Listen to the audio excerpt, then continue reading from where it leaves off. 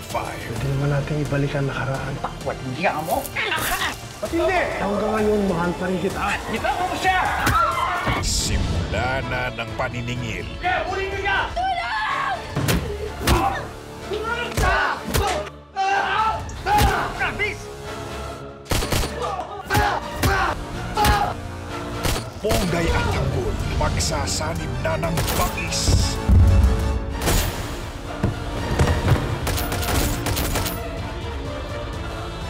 Please.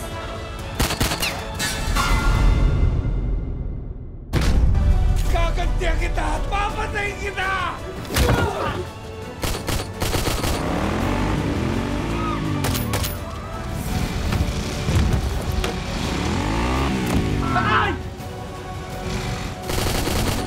Bukas sa bukas, lilipat na nila sila doon ng Julio sa City Jail. Saan ang daan ng convoy? Ramon, kung may binabala kayo, huwag mo ituloy. Mga Montenegro, pag nasusukol, lalo lumalakas. Bakit may kasama ang anghel? Hindi na sumakay dito sa motor ko yun eh. Niligtas ko lang. Sinabi ko ba iligtas mo ako? Ba't ka sumakay sa motor ko? Eh kasi sabi mo sakay! Ikaw na nga ito niligtas ko, pagalit. Talibay! Hindi sa'yo! Sino may gawa sa'yo ito? Kitanggol ba? Oo! Kasalanan mo ito eh! Dahil ikaw pinupunti nila!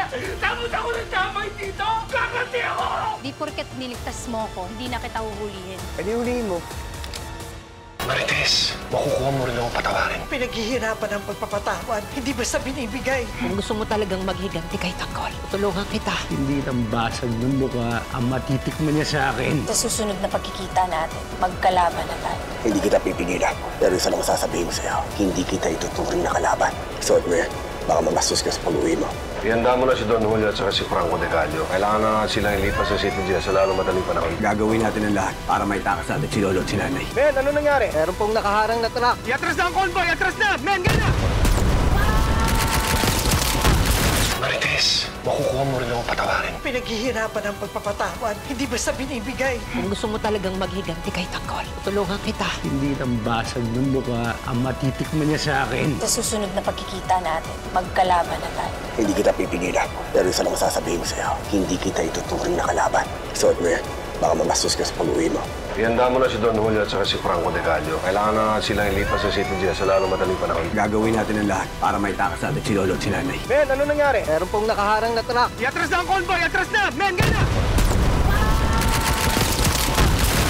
Ngayong Lunes na, Ako na magsasabi ng totoo, kaya ko napahamak si Dimples dahil sa tunay niyang trabaho. Ano pa nagsasabi mo? Ponggay, akin na yan! Akin na! hindi maitatago ang katotohanan. 35 na tao na po ang sinugod sa ospital dahil sa food poisoning. Dahil daw ho dun sa mga expired na dilatang kinain nila. I can't afford to have a scandal like this right now, Sandy. Hindi makakatakas sa kalbaryo.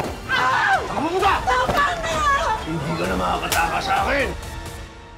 At hindi na magsasayang ng oras. Ngayon ang transfer ni Julio Montenegro at sa City Jail. Gusto ko ikaw mag-lead ng paglipat. Pwedeng may gawin si Tanggol. Kaya ni isa sa inyo, hindi pwede magkamali. Grado sapat na ito para masigip natin si baba, ang nanay mo. Patayan na kung patayan. Hindi tayo babalik dito hanggat di natin na ililigtas si Lolo at si Nanay. Sasagitsit na ang galit ng mga Montenegro. Ben, ano nangyari? Meron pong nakaharang na truck. Iatras na ang convoy! Iatras na! Men, gana! Men! Protektahan siyo, Peter!